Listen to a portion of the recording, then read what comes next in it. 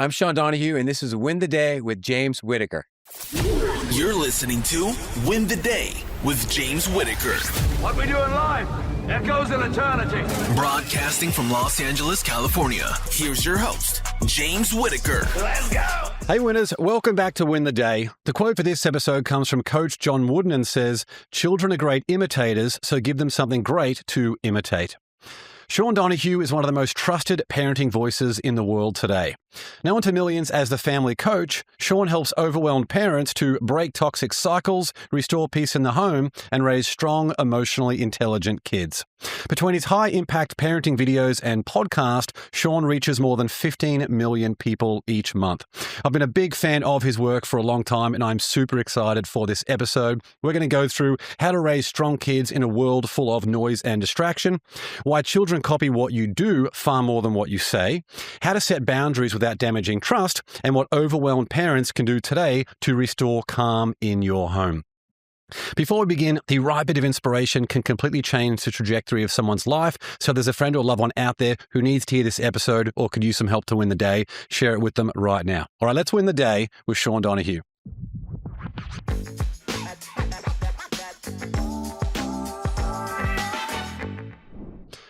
Sean, great to see you, mate. I know this has been a long time coming. So how does it feel to finally be in the Win the Day hot seat? It feels amazing.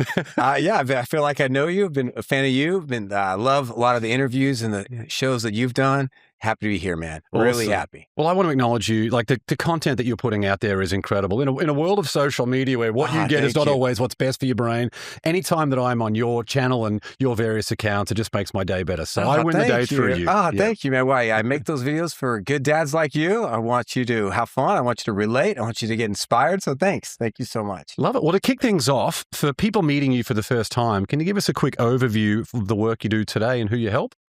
Yeah, a little bit about me. So, do you happen to remember that TV show from back in the day, The Super Nanny? I don't, but I can probably. Okay, so I'm older than you. So there's like one of the first reality show of all time was this show where this woman, Jo Frost, would go into people's homes, and the homes were pretty chaotic. The kids were talking back and screen issues, and the parents were just lost and confused. And I was watching that show 20 years ago, and I was like, that's a really good idea. Like, that's really interesting, going into the intensity, the intimacy of someone's home and helping. And I was already helping kids and parents at that time. And I turned to my wife, Danielle, and I was like, I feel like I should be doing that. I feel like I can do that. And then I had to grow up. I had to read books. I had to learn about all these different things. And then the business was going very well. I was helping people in person in their homes in the San Francisco Bay Area. And then one day I had an idea of like making a parenting video, and it freaking sucked. It was horrible. And then I made more, and they were horrible, and nobody watched them. But I feel like, look, I feel like I should be doing this. Like, this is like kind of like a calling. At that time, there's a lot of women making parenting content, but there weren't a lot of men, and like regular men like me who like football. I like Costco hot dogs. I'm going to MMA fight this weekend. I like, I'm a regular guy. And so, and then one thing led to another. And then now what I do mostly is, I kind of just make those videos for fun. But for a long time now, my work is mostly through Zoom. When I'm working with parents who are in the thick of it, who are going through really hard times. And they need someone to help them come together, help them get this kid on a good track, help them bring more love and order, obedience, and all that good stuff into their homes. That's me. Yeah, it's great work. People need the help. They absolutely do. And when you became a father in 2005, what was the gap between the dad that you wanted to be and the dad that you actually were? Oh my gosh, man. It's huge. You went super dad off the bat? Oh my gosh. I think, oh my gosh, man. How much time do you have? Like, I was a very immature. I was very selfish. You don't know what you don't know. So I really wanted to be a good dad when I was 26 years old, but I didn't know how to because no one ever really taught me how or showed me how. And I knew I wanted to be better than the men that, were in my life. Mm-hmm. And I didn't really care about anything else. So I started reading books and talking to older, wiser men. and women, started studying the arts of psychology, family dynamics, just soaking in everything I could. And so, and I'm still a work in progress. So yeah, I've still got work to do, but yes, it's been 20 years of just working on myself, doing inner work. We'll talk about that here today. And I hope that just is like, hope that just brings people hope and joy. Like if you see this person making parenting videos, like we can grow as parents, like we can change, we can be better tomorrow than we were yesterday. We can break family cycles. We can break deep-seated, like rooted habits and patterns. We can change. We can forgive. We can be forgiven. It's just, it's just exciting. It's exciting time to be a parent. It's interesting the age that you become a parent, I feel like is a big thing. Like for me, I was 36. I had a lot of life experience, business experience. I was a vastly different person than if I had been 21, 22, even 26, 27. Vastly different. Tell me some thoughts. What was that like being a 36-year-old dad? Like, did you feel more calm or more wise? Do you feel more patient? Yeah, a lot more loving? What do you feel? All that stuff was great, but the one thing that it sort of coincided with is that I was on this career trajectory that required a lot of my time. Mm-hmm. So that was the one thing where it was a very delicate balance. It was like, yes, I'm all in on these big things that I got to do. Yeah. But I also have a lot more life experience, which means that teaching things like calm, emotional regulation, all that good stuff. Well, I was a student and then a teacher of those materials. Good. Yeah. A lot of the men and women that I help, a lot of my clients, kind of like you, high achievers. They want to win the day. They're very successful or extremely successful in their craft. And they've been very successful in this great things called business or art or whatever they're into. And they really want to also be successful with their family, with their kids, in their marriages. And it's hard. It's hard because sometimes with business, you can qualify your success, how much money you made or how much you've grown your company or your followers. And yet with our kids, it's so much more complicated, right? We determine success in different ways. And that's why it's really important for parents of all ages to really have a healthy definition of what is success. Like, what does it look like for me to be in that spot with my kids, with my family, where I feel like, yes, this is it. Like, this is why I work so hard. It wasn't for the money. It wasn't for this. It was for these little moments. Right now, I'm eating Chinese food with my family, and it's this Christmas morning, or my girl just scored her first goal and she looked right at me. Like that's success, right? This is why, like, what is true wealth? Well, like, we can all, like, anyone can be so wealthy when you look at success like that way. Like a peek inside a wealthy person's home, what does it look like? Well, it looks like happy, healthy kids and connected parents, and we're not losing our minds, and we're doing okay, I took my two kids, 4 and 6 years old, we called it a nature walk the other day. My son turned 4 and he got a camera for the first time. Oh, cool. One of those little kids cameras. Oh, those are cool. Yeah. Great. So I said to the kids, cool. Let's go find some animals in the neighborhood. Yeah. So we went for a walk. We spotted like a cat over there. They're pulling out their cameras, having a great time. A bee over here, some flowers. We were gone for probably an hour. And it was just, just being present. There's a lot of talk about things like mindfulness, and most people don't really understand the practical application of that. But noticing things as they're happening, being able to slow down, pause, and be present with something that you really notice, I think is just such a great thing to do with kids as a family. Love that story, and I love that word too. It's pretty hard to be mindful. It can be even hard being mindful. We're on a nature walk with a 4-year-old because your phone is blowing up, or you feel like your kid is not walking fast enough, or your kid is afraid to, this, or your kid's bouncing off the walls and going off the trail, and you're like, get over here, kid.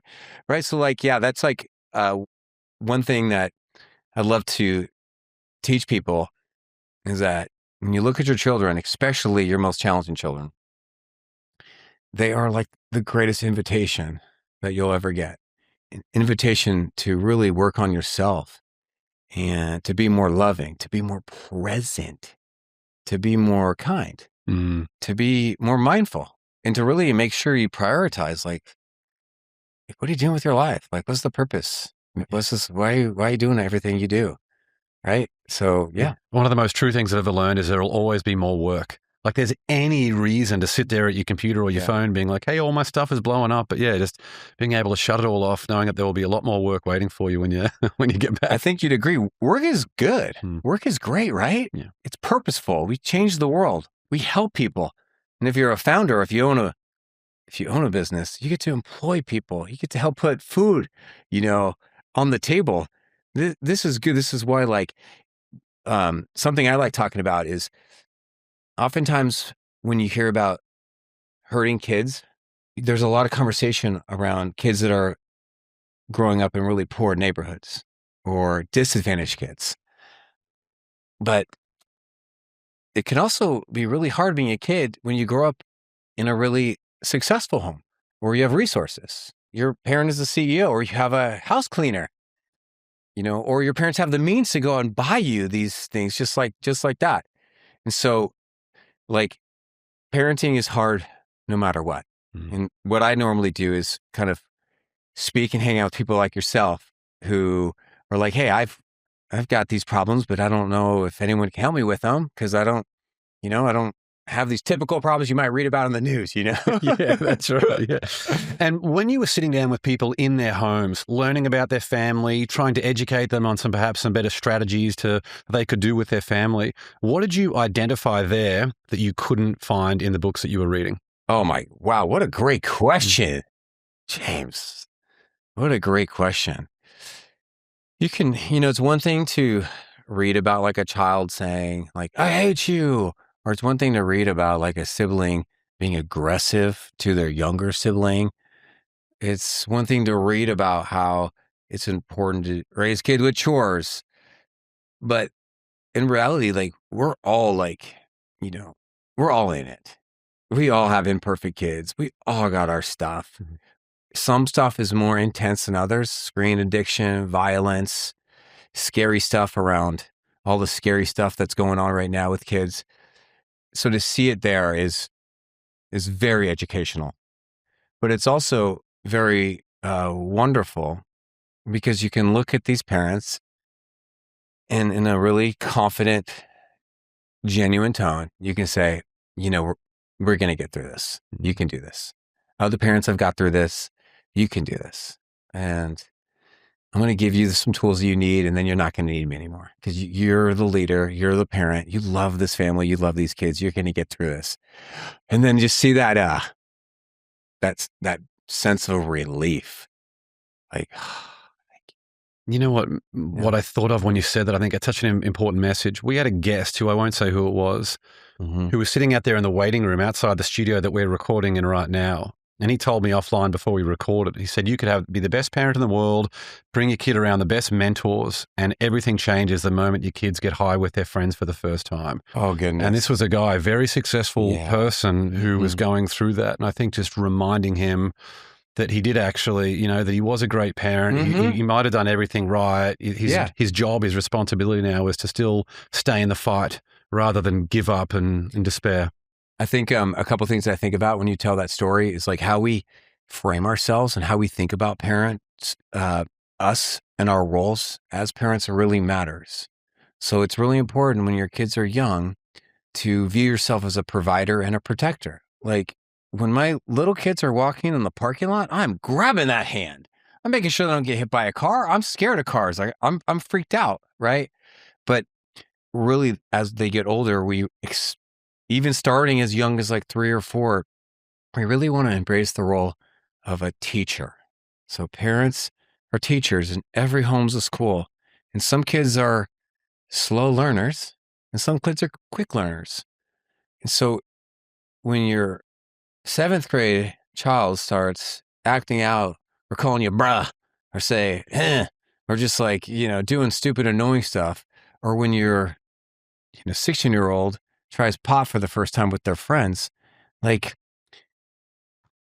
how we view ourselves in that moment really matters. And one of the best ways of viewing is okay, I'm ready for this. I'm gonna mentor my child through this. I'm gonna walk them through this. I love them. They love me. They trust me. We're connected. I'm ready for such a time as this. And the teen years are crazy. We will all face really, really, really hard things the teenagers I know I have with my kids. That's part of the joy of good parenting. I'm going to walk through this stuff with my kid. I'm going to teach them good things: morals, love, self-control, responsibility, family first. And I'm going to do the best I can. And I'm going to sleep well at night knowing like I'm doing the best I can. Good reminder for us all, I think. Yeah. Every time I bring someone on the show, I always try and think about what's a quote that I feel like sums up their message. The one that I picked for you today was, "Children are great imitators, so give them something great to imitate." So that was the quote, John Wooden. Exactly. Yeah. How do you feel about that quote? I love the quote. I like, I have like a lot of little catchphrases that I like to use. Popular catchphrase that goes with that is like, and let's talk about it. And I'd love to get your opinion on why you picked that quote. Something that is important for us to remember is like, with kids, more is caught than taught. So as we're teaching, we got to remember that they're learning from us, but mostly because they're just watching us, right?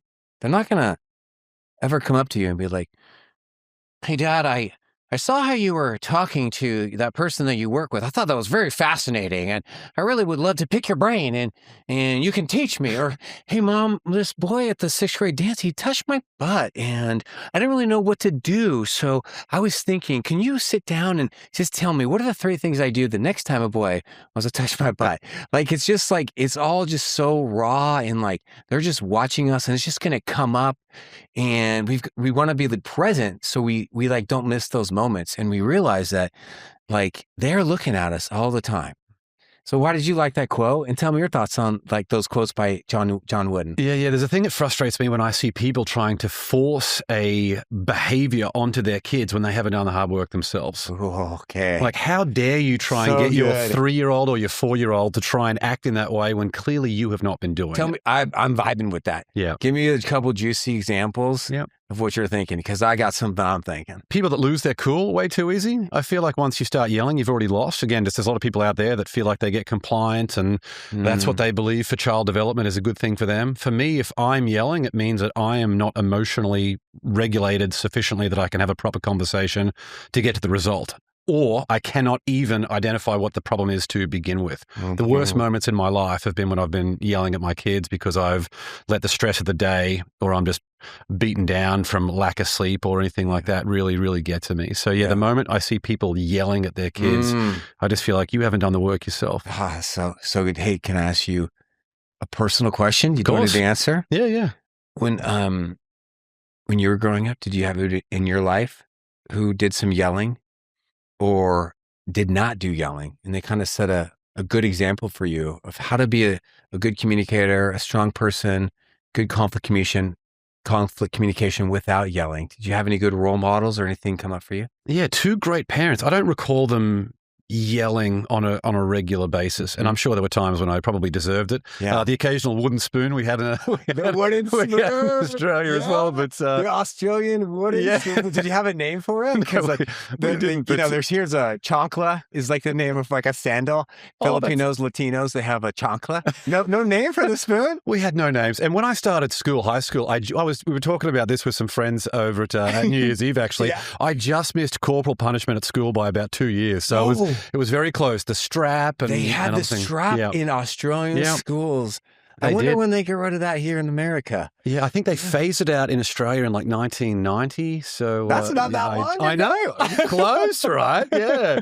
So I remember a story of when I was young. I don't remember the incident, but I remember my parents retelling this. Okay. My father, I had done something wrong, and he once grabbed a stick or whatever it was and hit me on the knuckles. And I looked up at him with tears in my eyes and said, "Why would you hit me in the spot where you know it hurts the most?" And he said, "From that moment again, I never laid a finger on you." Interesting. What do you think happened with your dad that day? What happened to him? Why did he change? What do you think? I think he understood the pain that he'd experienced in his life and of which he had a lot. And then to try and transmit that pain onto someone else. What's the point of doing that to a child where you see innocence? Where another thing that he mentioned is that when you become a parent, you see the world in color for the first time. And I think that's just, I think that's incredible. Just sit on that quote for a second. Yeah. That's really true. So let's stay on your story, because I want to talk about something that came up for me listening to your story that I think most people would relate with. Okay, so something pretty amazing is happening to our generation of parents. Okay. We are listening to parenting podcasts. We're watching parenting social media videos. Some people are joining courses or books or going to parenting coaches, right? Why? I think it's because we all relate. I know I related to your story immensely, but we all relate to that. We look back to our lives and we say, look, that was kind of painful. And I don't really like that. And I can change that. I can change that for my kids. And so I don't know your dad. I don't know his name, but maybe he had this moment. I'm like, look, I'm repeating these patterns. And I don't want to do that. I don't want to do that for my son. I want to be better for my son. So people don't talk about this, but then they also don't talk about the next step, which is you can't become an expert swimmer by studying crappy swimmers. Right? You can't become great at something without a good example, without mentorship, without someone showing you the way. So that makes it harder for us, especially for us men, because we want to take the best from our dads, all the good stuff. There's so much good stuff from the older generation of men.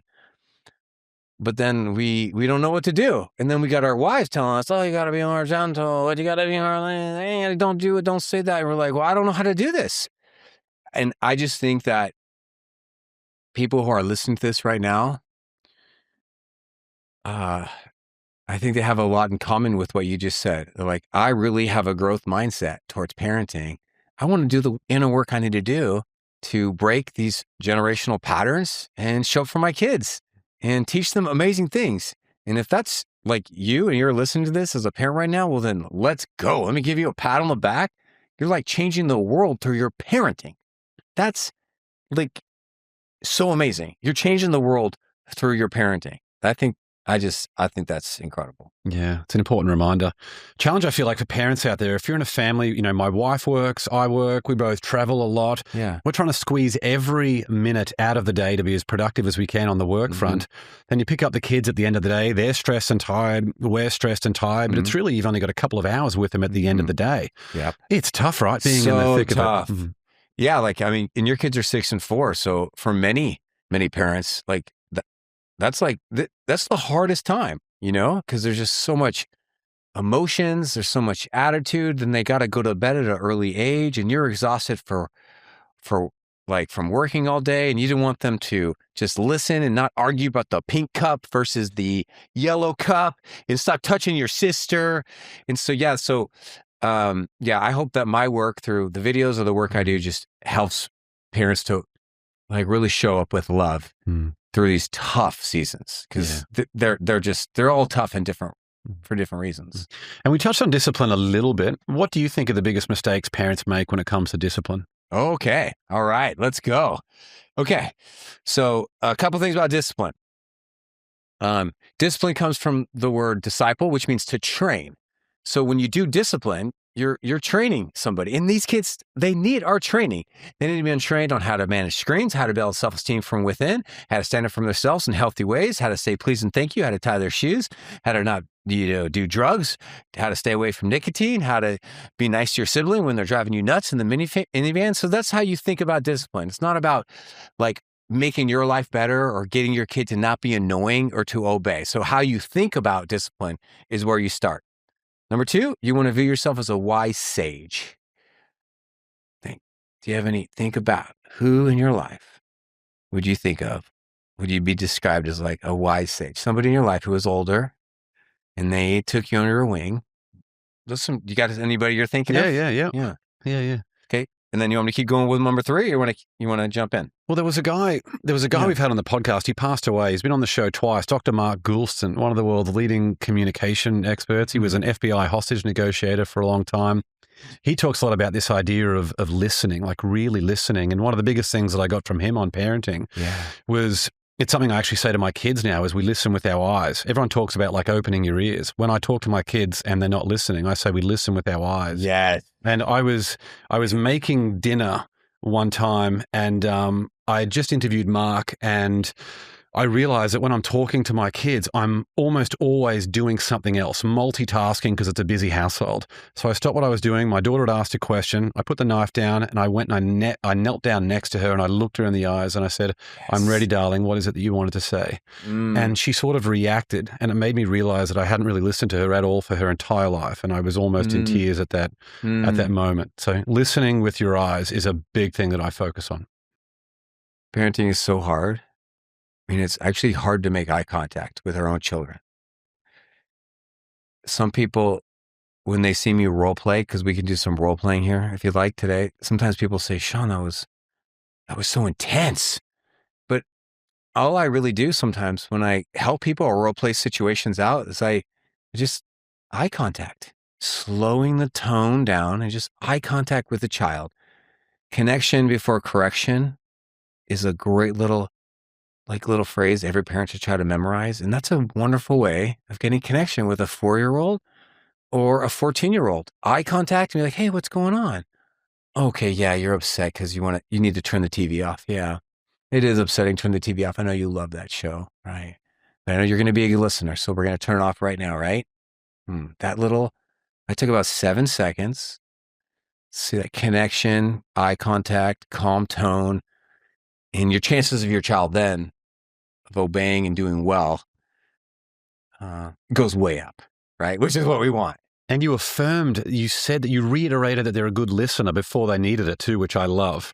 Little speaking identity. I know you'll be a good listener. Yeah, huge fan of that. Yeah. Yeah.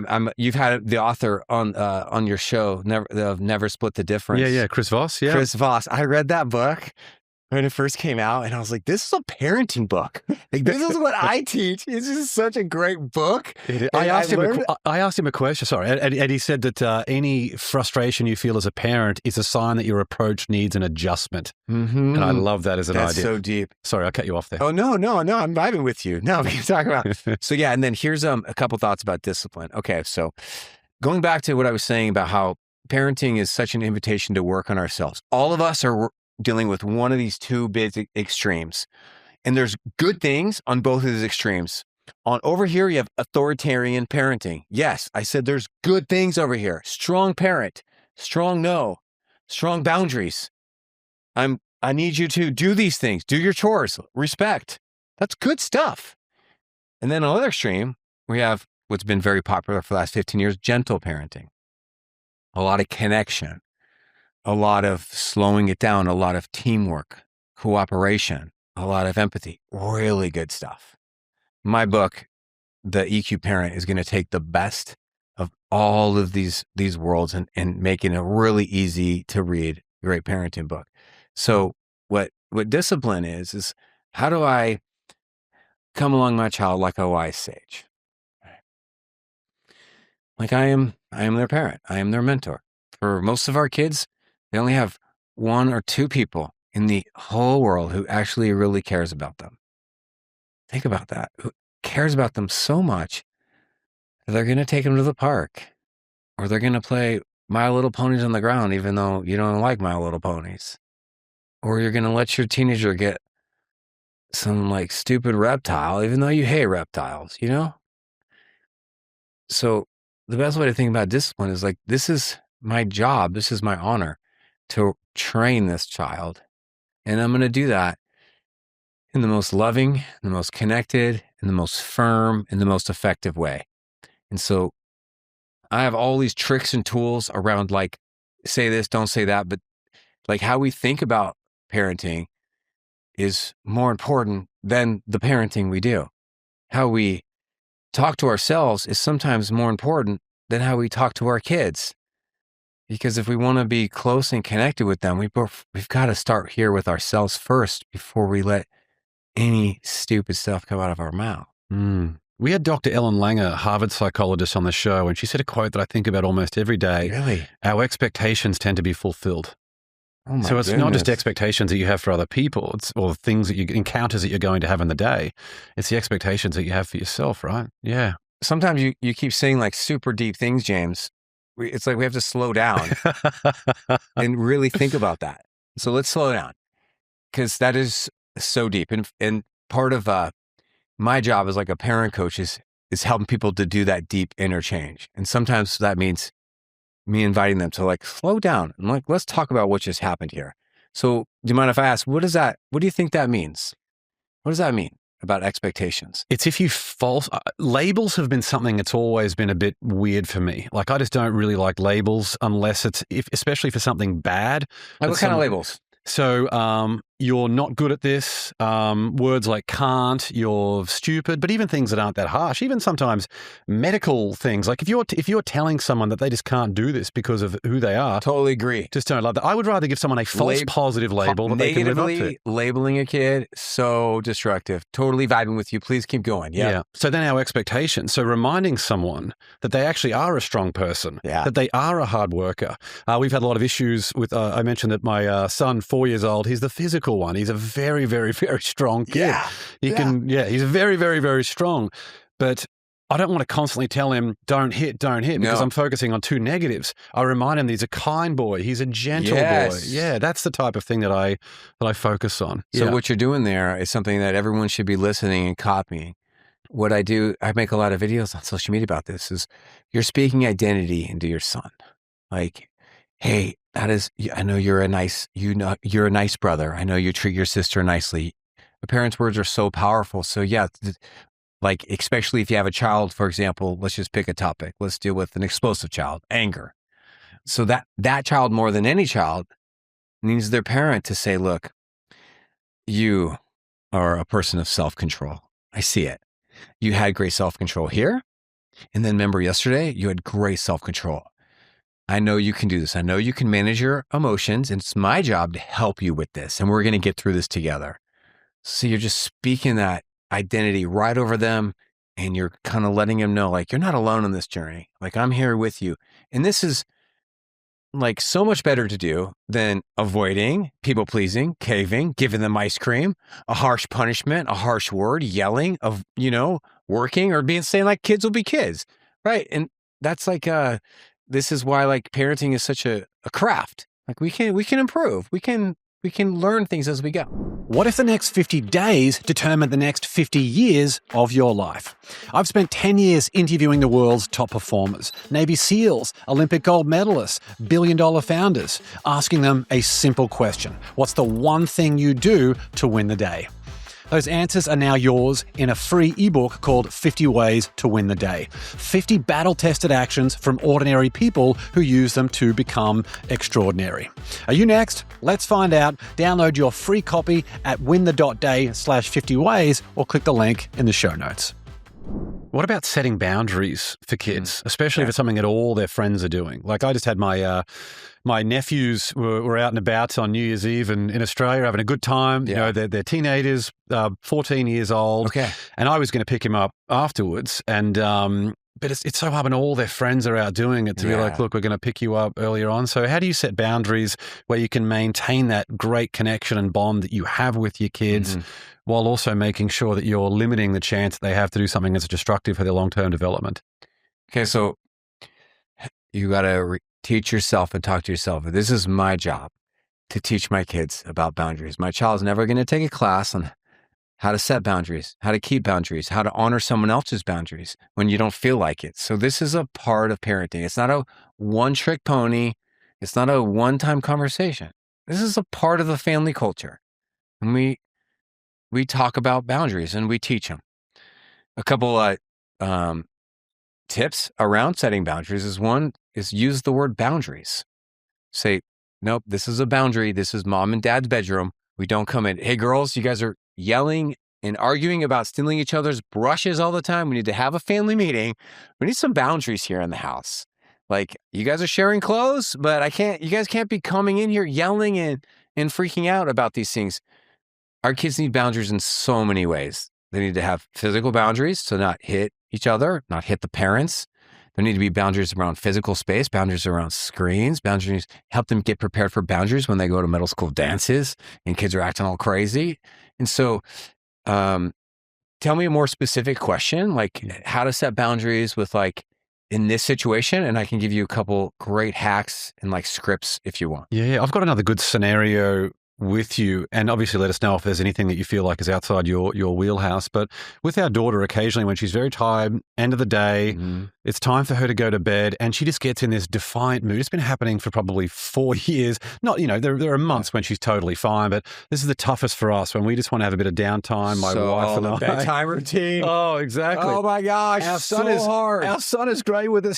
There are those times when she's just defiant, and there is seemingly nothing. I've tried every weapon in my arsenal. Yeah, there are tools out there. I give you lots of tips. You can solve this problem, but oh my gosh, man, the bedtime routine. Oh I'm picking up takeaway food. I've timed everything to the minute. So Please just go to hard. sleep and let me live my life and have one night. So no, I don't feel like I say this very humbly. I don't think there's anything I've been doing this for so long. There's nothing outside my wheelhouse, but it's funny. Like if my wife was here, she would tell you the same thing, like the bedtime routine, man. Okay. So some tips and tools around how to get children to cooperate around and be obedient around bedtime. You want a few tips for that? Okay. Absolutely. Okay. So here. And I'm sure I'm not the only one. You are not. You are not. Okay, so I want you to use the tools that you like that sound good for you and your spouse, and then toss the ones you don't. Okay, so first off, you want to talk with her during the day about, and if you want, we can do some role playing. I'd like to do that. Pretend to be her. Yeah. And do you want to do that? You want to do some role playing? Let's do it. Yeah. So, honey, what's going on? At bedtime, I tell you to go to bed, and you don't go to bed. I want to talk to you about that. What's going on? Well, you and Mama get to stay up late. Why can't I? Yeah. So pause. So understanding child psychology is very helpful. It'll help you get through this phase because your kids are not going to be wanting to hang out with you when they're 14 years old, possibly as much. So what's happening is kids have very little control over their lives, and they want to be with their parents who they love. And so that's a big reason why they stall or they even eat at bedtime, because it's a coping mechanism for the stress and the future loneliness and the pain they're about to endure by going to a lonely bedroom all by themselves, and it's dark. So I don't know if you've ever heard that before. Does that give you any type of compassion over her, that this is part of the psychology she's having to deal with? It does. I don't think I've read that, but that's been my experience. Is I've felt that was the case, and she also does get FOMO, which you touched on there, like that fear of missing out. Yeah. So really it's not just a 14-year-old girl with Snapchat. Yeah. So okay, so now we're going to connect before we're correct. I'm going to use some of these tools. So first off, I'm going to really enter into her world. I'm going to do a lot of listening. So I'm going to validate her. I'm going to show empathy. And so let's do a little bit of that. So yeah, honey, I know that makes sense. You don't like it when we get to stay up and you have to go to bed. Is that right? Yeah. Yeah. Tell me more, honey. Yeah. Well, why can't I stay up late? Yeah, I know yeah, you like staying up, right? That's why you don't. You walk around the house and you're a bad listener sometimes because you don't go to bed, right? Yep. Yeah. So I know that's hard. And then we get upset and we might, yell or give you consequences. Does that affect you? Yeah. I don't like that. You don't? I don't like that either. It's sad, huh? Mm-hmm. It's a hard situation. Is it hard for you? Yeah. All right. So what do you think we should do about this? We'll do role playing and then we'll do like a little color commentator afterwards. Yeah. So what should we do about this? Maybe we can stay up for a little bit and then I will go to sleep in my room. Well, we've tried that and that still didn't work, which is true, right? Mm-hmm. Yeah. We've tried that. And that didn't work. If I'm in that situation, I feel like there's nothing else I can do but say, go to bed in a good way. Yeah. I feel like this is great, right? Like getting her to recognize the behaviors. And okay. So you want to pause. Okay. So what do you see me doing? It sounds like you do like what I'm doing here. What do you see me doing? What do you like? Yeah. Setting it up during the day, I feel like is such a big one. I'd be interested in your thoughts on this. We can talk about this later, but I've always suspected that teaching at the time of tension is not the best time to do it. I say that don't teach at the time of tension. Like setting it up during a day is absolutely critical. It's like, here's a little catchphrase of someone: teaching moments, they almost never happen in the moment. Yeah. You want to do preventative parenting, and not reactive. Please continue. So Yeah. that's what we're talking about. We're trying to get her when she's nice and fed. Yeah. It's like, it's a nice day. She's in a good spot. And I'm about to take her on a journey. But right now I'm just listening and I'm validating connection before correction. I'm really trying to build that trust. What else did you see me do? You're giving her agency.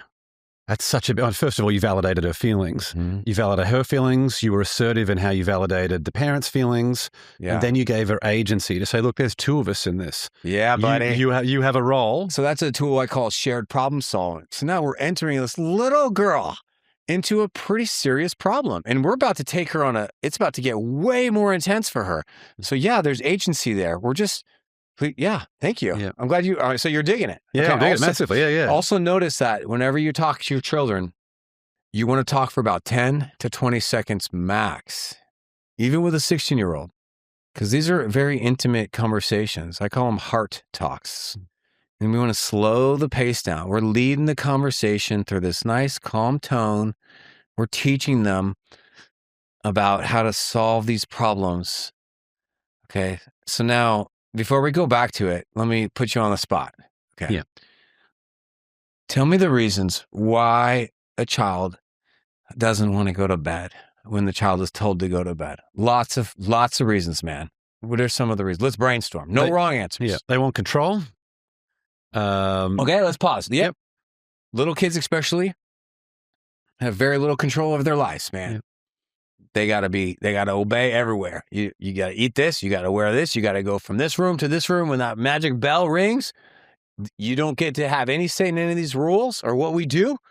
This is how we do it. So they want control, yes. Yeah. Tiredness, I feel like, is the biggest one. Tiredness, yeah. She's just cooked at the end of the day. She's cooked. And then she wants to be with you, FOMO. She wants to be with her favorite people. She doesn't want to be left out. Yeah. Feelings of loneliness, like you mentioned. Loneliness, going to a big scary room. I get it. yourself. Yeah. Being in a dark room in the corner of the house by yourself. Yeah. It's not much fun, especially. This is why so many people nerd out on co-sleeping now, right? Yeah. Which has its own problems because you got to have private time. Oh, I bet. Yeah. Yeah. Okay. Okay. Couple more things. Ready? This is kind of a unique question. Yeah. Okay. So how do I want to phrase this?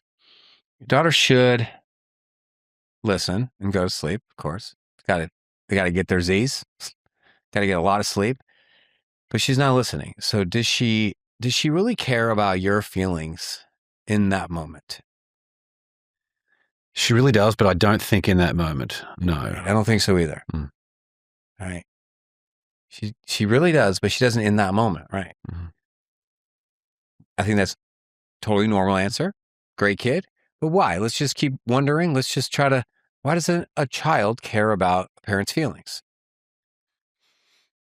We're just brainstorming. Yeah. I think the whether it's anger or frustration, I think that strong negative emotion clouds any rationality. Yeah, that's true. Yeah. I agree. Lots of more reasons. Anything else coming to mind? Guesses? Why do kids... Because on the surface, what we're talking about here is one scenario about one child who doesn't want to go to bed on time. But remember, parenting is never about what it's about. Yeah. So this is actually just a metaphor. Yeah. Why does my 14-year-old not come to the dinner table on time? Why does my 15-year-old not want to engage with the grandma and grandpa? Why do I have to argue with my 9-year-old about taking their dish to the counter? A lot of the answers to that question have to do with this kind of journey of this segment that we're doing right now. So I agree. She doesn't really care about your feelings. Yeah. Right then. Well, what does she care about? She cares about getting what she wants. She cares about her feelings. Yeah. So she's in this place of selfishness. Yeah. And I have a rule of stubbornness at the moment she leaves the room. It's like, you might be persistent of which you are. I can't cave in that. Like, you can't. Can't cave. Yeah. Good for you. Oh man, it's so funny. Of all the scenarios that you picked the one that just drives me nuts, man. Yeah. You picked like my kryptonite of parenting. The bedtime routines. I don't make videos about parenting at the bedtime routine because it's so hard for me. Okay, it's hard for me to take my own advice. Yeah. Okay, all right, let's get serious. Okay. All right, let's see. Okay, so here's another deep concept. Can your child trust you to go to work, to make money, to put food in the fridge, James? Can she trust you? Yeah. Yes. Right. Can she trust you to, make time for her, to play with her, take her to the park, nature walks, and to give her hugs and kisses? Yeah. I believe that too. So, can you trust her at 7:30 p.m. when she's supposed to obey her parents, which all kids, ever since the first kid ever, are supposed to do? Can you trust her to listen to your words when you tell her, honey, it's time to go to bed? Can you trust her? Not always. No, you can't. We're not always, most of the time. Yeah. So now what we're looking at as problem solvers is not how do I get my kid to go to bed, which would be nice, but like, how do I talk to my girl to get her to see, like, this is really a caring thing to do for daddy. This is a way for you to show care and love to your dad. And two, how do I create a home culture in my home so I can trust my kids to listen to me and cooperate versus the basic things that we do in our rhythms and flows? So we started talking about discipline, then we went to boundaries, then we went to this. So if you want, let's go back in the role playing. And so we're going to do a transition from me being the listener, and now I'm going to be the speaker, and I'm going to guide her. You ready? Yep. Okay. Any questions about what I said? Did you like that? Absolutely. Yeah. So it's like spot on. Yeah. So oftentimes some parenting people, they really talk about how to get kids to obey or cooperate, which I think it's really important kids to obey and cooperate.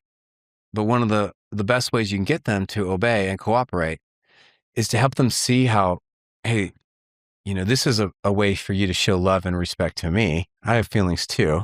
And I want to be able to trust you that you do what you're supposed to do because you trust me. And in this home, we trust each other. And we don't get crazy and weird and yell and do weird stuff. Like, that's not what we do here. We have our roles and we work this out together. And when stuff comes up, we talk about it because we're not always going to be perfect, but I can trust you and you can trust me. Doesn't that sound like a healthy home? Absolutely. I've never thought about it like that in terms of letting the kid know how it makes you feel in those words. That's great. And if you think about, like, I could even replay those same words. But if you look at the most successful sports teams, that's how they're built, on trust in a hierarchy, roles. If you look at the most successful businesses, there's the micromanaging. It's about trust and about working together. So what I do through my work is just trying to help parents raise their own EQ, emotional quotient, and to raise kids with high level emotional intelligence. Yeah. And we're doing it right now, even though on the surface, what it looks like is a bedtime. It's not about that, right? This is about this is about getting this girl to listen and obey through the teen years right now. Yeah. Okay. So back to the role playing. Yep. Okay. So let's pick up with the line of, I get it. That's why you don't listen to mom and dad. You don't like listening because you really like staying up, huh? Yeah. Yeah. So, can I ask you a question? Mm-hmm. I feel sad sometimes when you don't listen to me. Do you know that I feel sad sometimes? No.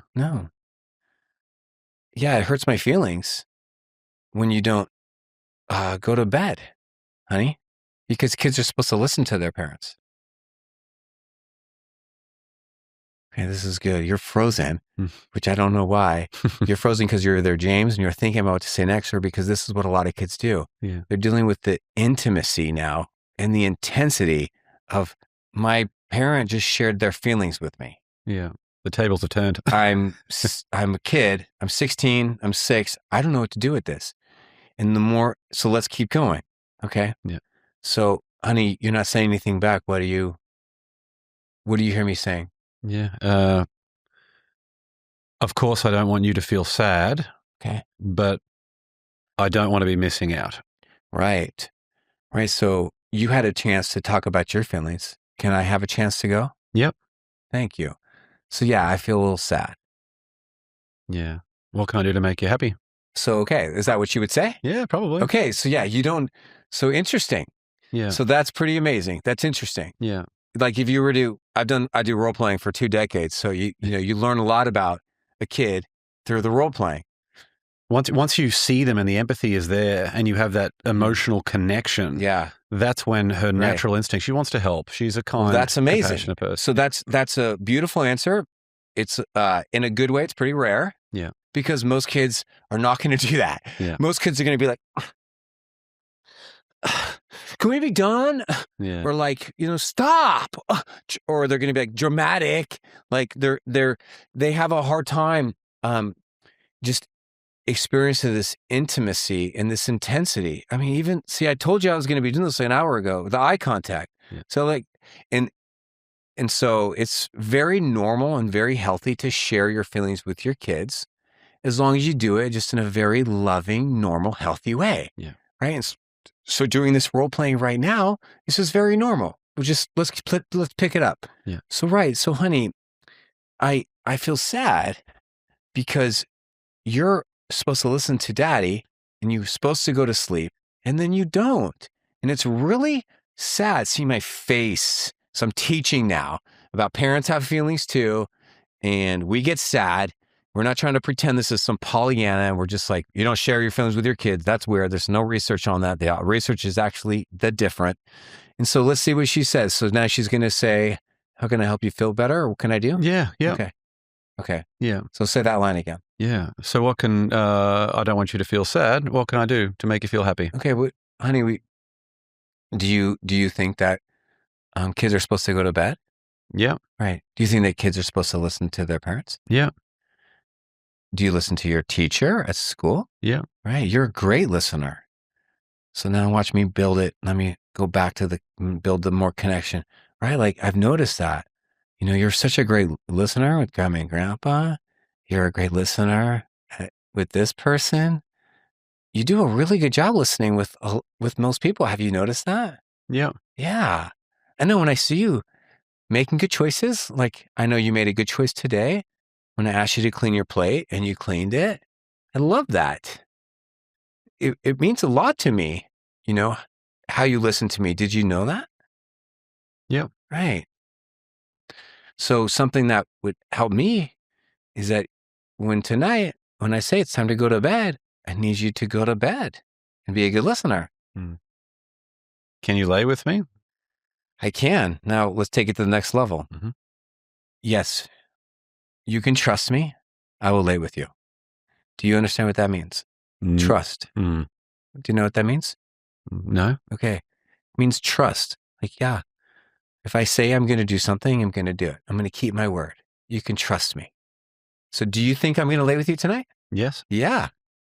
Right. And so now, and also this is kind of like baby talk because you're playing a character who seems to be pretty young, either 4 or 6. Yeah. But if your daughter was 14 or 6, you would just want to use kind of the same vibe, just, make it teenage language, right? So can I trust you that when I say, honey, it's time to go to bed, you're going to go straight to your room? Because you seemed very trustworthy with this person and this person. So can I trust you? Yeah. Okay. So thank you. Something that would mean a lot to me. It would help me feel happy. Can you say to me, Dad, you can trust me. I will go to bed. Dad, you can trust me. I will go to bed. Okay. So so now what did we just do? Let's take a pause. Yeah. What did we did a lot of high level child psychology, a lot of love, a lot of firm parenting, but also a lot of gentle, nice, lovey-dovey stuff. What did you see me do there? What did you like, or did you like that? Did you not? Loved it. I think both parties had shared their feelings to bring the right kind of emotion into it in a very healthy way. Yeah. It was good. It was, you reiterate. I love the way that you were getting her to say yes, yes, yes. Okay. It's good, positive. Keep it positive vibes. Yeah. Reminding her that she does do and has done the right thing all day. Why should this keep be those any different? positive words, building up, speaking identity. You can do this. I believe in you. Yep. Yeah. And then I love that one about you trust me to keep my word. And then obviously it sets it up then for the reciprocation. So now we're teaching a child about the psychology of trust, a young child. So if we were to have these conversations twice a week with her, Can you imagine where she'll be in 4 years? Yeah. So like, hey, honey, let's say you're out to the restaurant and she asks you to go on your phone so she can, go on the phone while she's waiting for the food. Just, okay, yes, you can go on the phone, but can I trust you that as soon as I say no more phone, you'll give it right back to me the first time? Yes, Dad. Yes, I can. Okay, look me in the eye and say, Dad, you can trust me. So see, now what parenting has become is not so much about like obedience or behavior like modifications, about how do I create a culture of kindness and caring in my home so my kids care about my feelings, because Dad's got feelings too. And and I can trust them and they can trust me. See, that type of like thinking is such a great way of like going about solving problems, in a home. Yeah, yeah. And how many minutes did this conversation take between me and my daughter? How long was this, man? Not long, a few minutes, right? 3 minutes. Yeah. Right? Yeah. And then now what'll happen? This is key. A little bow in the end. Okay. So your daughter's going to go to sleep that night on time. Send me a text. And you're going to wake up in the morning and I'm going to say, I feel like I know you well enough to know. Here's what you're going to say. Oh, sweetie, you did it. You did it. High five. Oh, I'm so proud of you. You should be proud of yourself. You went to bed. Oh, gosh, I know that's hard for you. You were courageous. Oh my gosh, I'm so proud of you. Can I give you a special thing in your breakfast today? Gosh, it means a lot to me. You're going to make a scene and you're going to be dramatic. Do you think that's good parenting? I think so. Yeah. Yeah. Yeah. Reinforcing. I'm a human. Yeah. I can feel sad and I can feel happy. Like I have feelings too. Yeah. And it's so true. Like we're not going to make our kids responsible for our feelings, but we want to teach them that, we have feelings. Because if we can teach, let's just say she's either 4 or 6, if we teach a 6-year-old man or 4-year-old to have compassion for her old man, that's you. 2, understand the concepts of shared problem solving. 3, know how to hold someone's emotions. You know how hard that is? How many adults do we know who don't know how to hold anyone's emotions? Most of them. 4, be selfless because she loves somebody. And that's what we do here in our family. Us Whitmores, we're selfless, even though it's hard. And then understand trust and keep trust. Can you imagine what that's going to do for her life and her adulthood and your future grandkids? Yeah. Great skill. A lot more peaceful in the home too. Yeah. You mentioned phones there. I feel like phones are such a big one now. Phones. Yeah. What age? Let's do it. Yeah. What age do you feel Let's like? do it. Hey, before I tell you about phones, can we talk about Australia? Yeah, absolutely. Yep. Okay. So you went to Australia. Yep. And Australia did something which a lot of Australians, because my cousin lives there, very controversial. They made it illegal for teenagers to have social media until 16. So here, people like me and people like Jonathan, hey, what we teach is no social media until the earliest would be 16. So what was it like in Australia? Did you hear any feedback from your nieces or nephews or other teenagers? Is there any movement? Is it still too soon? Have you seen any shift? What's going on out there? There's always ways for people to manipulate to be able to get access. So I think it's made people a bit more resourceful. But overall, there's been a massive agreement with that's a really smart thing to do. I'm getting a lot of comments from my followers, people on my videos from Australia saying it's going very well. Yeah. It's going well. It's an absolute no-brainer, isn't it? Social media. It's like the moment you can delay it as long as you can, but the moment they get access to it, yeah, you're in trouble. I heard something the other day. It was talking about your kid will then be parented by someone that you don't know who they are and they don't have your kid's best interests in mind. Yeah, that sounds like something I would say. Yes. Yeah, it's like, it's kind of a dark thing to say, but like we were allowed to drive around in cars without seatbelts for a long time. And a lot of bad things happen to people without seatbelts. And the government said, I have to get involved. And right now, our government is not doing that. And they may never, because this is America, land of the free. Yay, love it. So parents are teachers and every home's a school. So we've got to teach, but we're also the boundary. We're the only people standing between our child and the most weirdos, the most obscene, the most pornographic, the most horrible, weird people in the face of this earth. And all this anxiety, all this depression, all this FOMO, all this weird stuff is right there. They need us to be the parents and to be strong and loving and to protect them from themselves and then give them hope. Hey, I know it's hard. I know I'm setting this boundary for you, but just trust me. I love you. I care about you. And you're going to have so much of your life is going to be on screens, like when you get older. So we've got to get through this like tough season together. And I have to be able to trust you that you're making wise choices with the screens that you have. And I want you to trust me. Like I see you. I know how hard that is. Like, let's figure some stuff out together. You know, like there's wiggle room here. I don't know what it's like being a kid in 2026. Like, I love you. Let's figure this out. You know, I want to get through this together. Love it.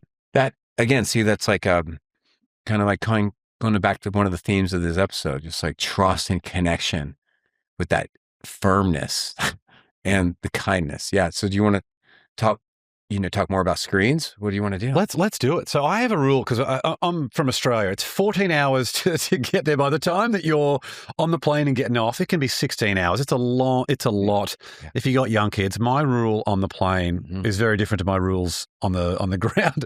I'm like, totally.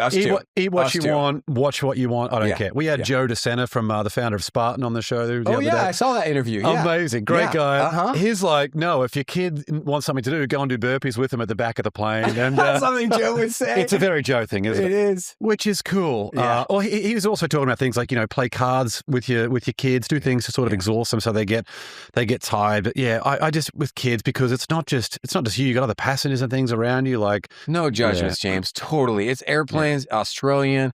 Yeah, there's flexibility in there. Yeah, got it. Please continue. Yeah. So that's really it. So where do people overreact? Or maybe where do people underreact when it comes to things like screens? You mentioned there that they can easily get access to some of the most, horrible people on the planet, which is not a great thing. So you got to start the conversation with the underprotection of kids with screens. We know this from tons of studies. It's been around. It's old news. I know you'd agree. We'd all heard of. Anyone who's plugged in anywhere knows that our kids are not doing well with screens. Our teenagers are not doing well with screens. We're not protecting our kids from screens. We're still giving kids screens way too early. And then there's a lot of reasons why. A lot of reasons why. I mean, I don't want my kid to be alone. I feel like my kid is going to be kidnapped. I feel like all my friends, my kid's friends are on screens. I feel like my kid has no one else to talk to. I feel like my kid's an only child. I feel like we're on screens a lot. I feel like what else my kid is going to do? I mean, there's just so much stuff. So now I have to take a breath because I'm like riling myself up and I need you to like focus. Like, where are we going with screens? Repeat that question for me again, because I'm getting weird right now. That's okay. Yeah. Is there something that parents focus on too much when it comes to screens, or maybe not enough? Like I know you mentioned there with things like mobile phones that you've got to be very careful, make sure that they're, say, 16 years old before they get access to things like social media as well. But okay, focus on. Yeah. All right. So let me start, because I can go on for like so many hours about this. This is why I need your help focusing on. Well, even how parents are focused on screen time at the moment. You would probably have a bit more. Mine would be anecdotal more for myself and the people that I've seen. But from the families that you have seen, do you feel like parents are doing a good job regulating screen time for their kids? I mean, you go to restaurants, you see kids sitting up there with an iPad, they're over ridiculous headphones. Oh my gosh, man! Every time they hop into a car, so horrible. These restaurants now. Yeah. Okay. So okay. So let's slow it down. Let me just do one thing at a time, and I'll let you guide us on how much you want to talk about screens. Okay. So there's this book called The Anxious Generation. It's been on the #1 bestsellers list for almost 2 years. Jonathan Haidt, I believe, is the leader we've all been waiting for. He's been the person who's kind of unified all these therapists, all these parent coaches to say, look, let's just do what Jonathan is saying to do in his book to keep the conversation going. What Jonathan teaches is in this book, because it's a long book, it's a lot of stuff, is that he calls it the 4 new norms. Can I tell you about these norms and get your opinion on them? Yeah. Okay. One is no phones until high school. Number two, you can give that child a phone, but there's no social media on that phone. Only social media at the earliest would be 16. All right, that's what Australia is doing. Okay, 3, phone-free schools. Something really fun if you're listening to this at home, go on your phone right now and Google, when is my state going to phone-free schools and what type of laws are there going to be? Isn't it what's super sad and weird is that 99 out of 100 people or 100 out of 100 people, they don't know about what the laws are in their state around phone-free schools. It's very exciting news. It's very exciting. It's like game-changing that we're all moving to phone-free schools. And number 4 is something about how kids need more free time, unsupervised time, not around supervising adults. So they need time to go and play in unscripted things like outside of sports where they're just being adventurous and they're just hanging out and they're doing nothing and they're existing and they're just like making memories together, being on their own without somebody watching them all the time. Because those are my paraphrase of the 4 norms. Yeah. What are your thoughts or questions? I think they're spot on. With one question, should parents monitor their phone usage of kids once they reach that point to have a phone? Yes and no. Yeah. Okay, so let's just break it down. So I actually just did a post on social media where I shared my here's 9 rules for screen time, which we'd like to make a point is really hard to find a professional who's going to give you bold advice on screen time. You go to the CDC website, it's such a joke, James. It's a freaking joke. It's like a 12-year-old wrote it. You go to Snapchat, Apple, you go to Meta, there's nothing on there, man. No one's giving any advice for screens. Isn't this mind-blowing? Yeah. We're in 2026. iPhone's been out for ages, man. I'm about to get iPhone 17. We're still figuring it out. So some things that I really like is and teach and use with my own kids is YouTube only allowed on the living room TV, because there's just so much shady stuff on YouTube, really negative influencers, lots of shady stuff. So if you want to allow YouTube like a show, well, then make sure you're watching it with your kids. Another tip is really utilize the built-in screen time features on all of our devices. And if you need to, then go and purchase third-party, because the built-in screen time app inside of Apple, for example, is really easy to hack around. Any teenager will tell you that. And so really utilize third-party apps to invest in the security to protect your kids from themselves. Right?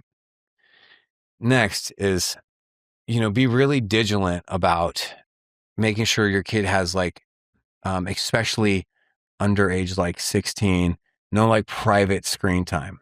I can tell you lots of stories, man, about kids and teens and tweens doing shady stuff and their parents never knew, man. Never knew. The next thing is, I don't know why people aren't nerding out on this idea. I can see the future.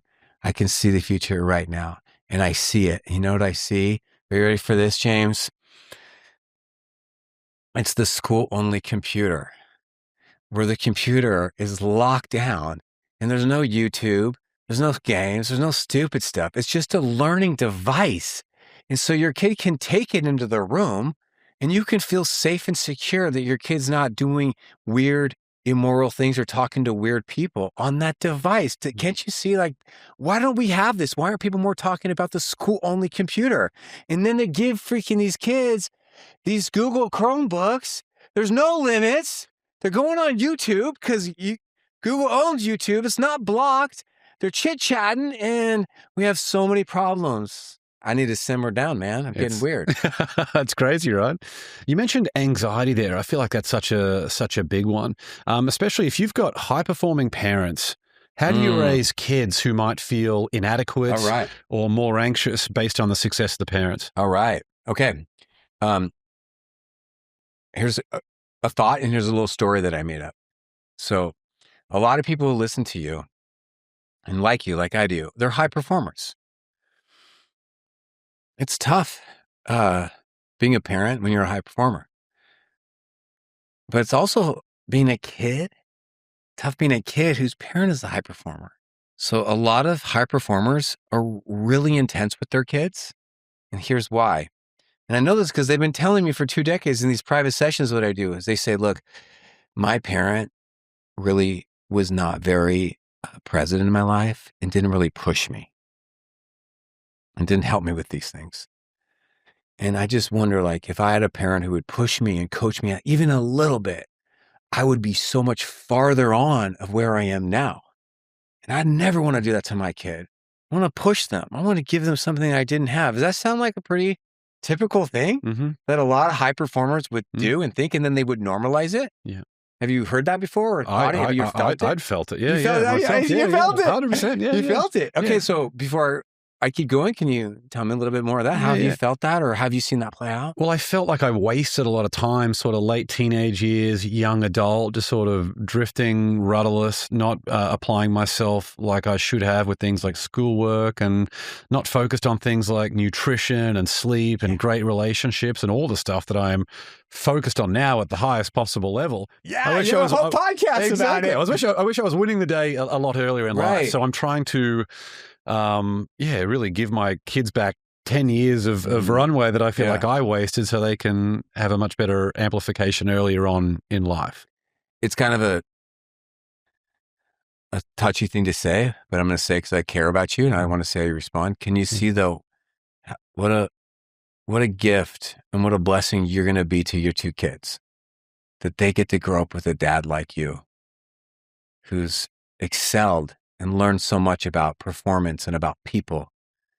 And can you also see how that gift of yours can also maybe be a weakness and cause some problems in your parenting and some challenges? And if you want a little catchphrase, it kind of goes like this: we've got to parent the child we have and not the child we want. We've got to parent the child we have and not the child we were. What are your thoughts on this little personal thing I'm just throwing in there? Love it. Yeah. It's great. It's very difficult to see your kids and not think of your own journey, like see yourself in those kids. The reality is it's a very different world, right? So, yeah. I love what you said there. I think it's very powerful. What about then the kids of divorced parents? Is there something that they need to hear, or a particular lesson that they need?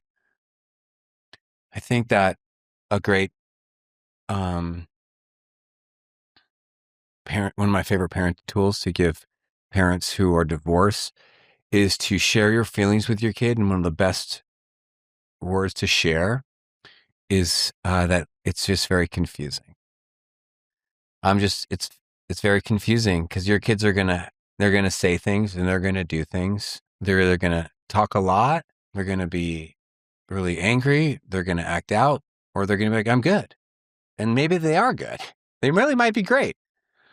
They might say negative things about your house because you're the bad cop versus the good cop, where they have no boundaries. See how this is all just so confusing. Being married to my wife for 22 years and having 3 kids is confusing. It's so hard. It's hard. It's confusing for kids too, because mom and dad are different. So when you add in like 2 different homes and step parents, I think the word confusing helps humanize the parents, but also helps the parents to kind of understand, like, oh yeah, this is confusing for all of us. And also just give them hope. Like, hey, we're going to get through this. It's a hard time. It's a time of like transition. It's confusing. It might be confusing for 5 years. We'll figure this out because that's what we do, and I love you. I know you love me. And so, we'll figure this out. And again, this is going back to the screens, like everything we've talked about today. Like our kids aren't going to learn this stuff on screens. What have we talked about? Like we talked about boundaries, trust, connection, being a good listener, eye contact, hope, confusing stuff, how parents have feelings too. And so like we talk about being present. And so this is like, I think this is what it's about, It's like, what is successful homes? It doesn't matter how much money you have in the bank or what kind of car you drive, man. It's really like, are you really showing up for your kids to like love on them and enjoy them and teach them these wonderful lessons, and do the best you can, because we're all going to be going through stuff. Something that I hear a lot from the people that I've worked with, they've got teenage kids and they want to know, how do you motivate an unmotivated child?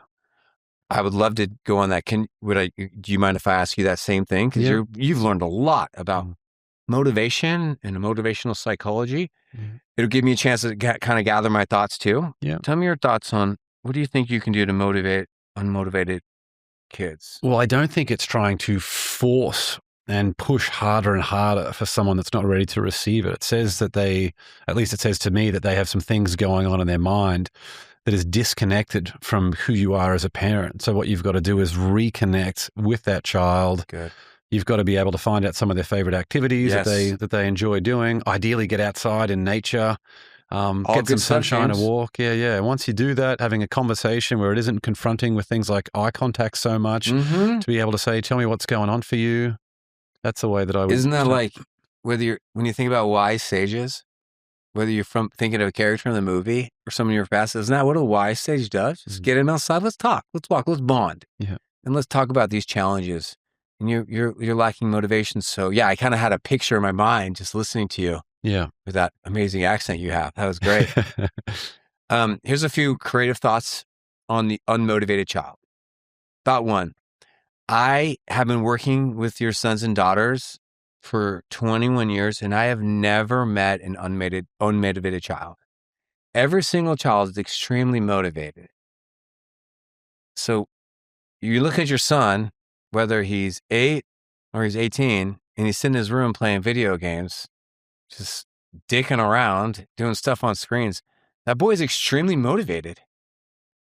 But what is he motivated for? What's he motivated into? He's motivated into that fantasy world of connection, of importance, of fantasy, of colors, and dopamine. So the problem with our kids is not that they're not motivated, James, is that they're motivated to do stuff we don't want them to do, like Snapchat streaks and being cool. One of the ways that I help solve that problem is that sometimes you have to intervene in a kid's life to fix their relationship with a screen. And then their true humanness comes out, and their desire to go back to ballet, or to hang out with their parents, or to call that old friend, or to go get a job, or to play with their sibling. Like, I see this, man. I've been doing this for 20 years. This is the way it works. But sometimes if you have screen addiction, or if you have a lot of intensity, you've got to step in with even more intensity. And then this is where like this amazing thing called like the human instinct comes in. Like AI and screens, they're never going to replace. They're never going to be better than the human experience. Just eating ice cream with someone you love, taking a walk on the beach, just like sitting down and laughing during your favorite rom-com, holding hands for the first time, like being and laughing with your friends, camping, vacations, like hugging somebody and feeling that 6-second hug come through your bones, and seeing your kids on a Christmas morning, like eating tacos, man. This is why, I'm not afraid for the future at all. Yeah. This is never going to replace the best parts of the human experience. Yeah. Love it. 2 questions for the rocket round. Oh, rocket round. No, sorry, 3 questions. Okay. I have a million questions that we haven't got to yet. So we'll get you back. When your book's out, we're getting you back, Sean. All right, man. What do kids need to hear from their parents more often? Okay. What do they need to hear from their parents more often? It's supposed to be the rocket round. No, this is not the rocket round yet. We'll be the rocket round in a moment. Yeah. Okay. How about this? I need you to trust me. This is what's best for you. Yeah. Okay. Love it. I got a lot of thoughts. That's one. Okay. I'm trying to lock into rocket. Well, no, we'll do the rocket in a sec, so you can have a little bit longer if you want. Okay. We've got 2 more questions before the rocket round. If a parent feels lost, overwhelmed, and close to burnout, where should they start? They should call one of their best friends and say, can we go out to coffee? And I want to talk about what's going on and get your advice. That's what you should do. You can call a therapist or somebody like me. You have to pay. These are great people. We have great skills and gifts. But before you do that, call 2 or 3 friends and say, look, and just go from there. Love it.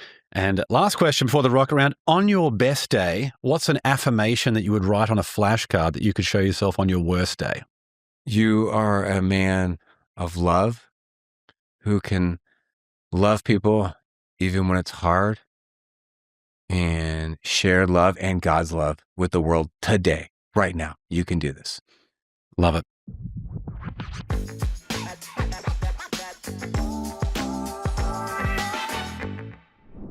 Well, here we are, officially in the rocket round now. 10 questions for some quick answers. Number 1, what quote inspires you the most? I feel like we've covered so many great ones. Is there one that stands out or one that we haven't shared yet so far? Today is a great way to show love to the world.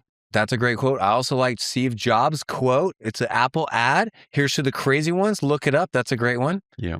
Number 2, morning coffee or evening wine? Oh, I'm all about that. Morning cold brew. Been sober for 3 years now. It's been an incredible journey. Yeah, love it. Number 3, what's one bit of advice you would give your 18-year-old self? Just don't be afraid of being yourself and being weird and being different and being bold. Just enjoy who you are and just step into that. It's good to be different. Number 4, what book do you gift the most or that contributed most to the mindset you have today? Oh, that's an easy one. I'm going to go with the Bible. Yeah, that's my Christian faith is a huge part of my life and my thinking. Yeah. Number 5, was there a vulnerability you once hid within that became your superpower? Yes, the weirdness. Yeah, man, I used to be embarrassed that I was so weird. And I didn't I grew up kind of in San Diego, and I was doing a lot of weird surfer stuff and quirks and how I talk and the hellas and the bros and all the weird. I was like, I can't talk like this way. No one's going to take me seriously.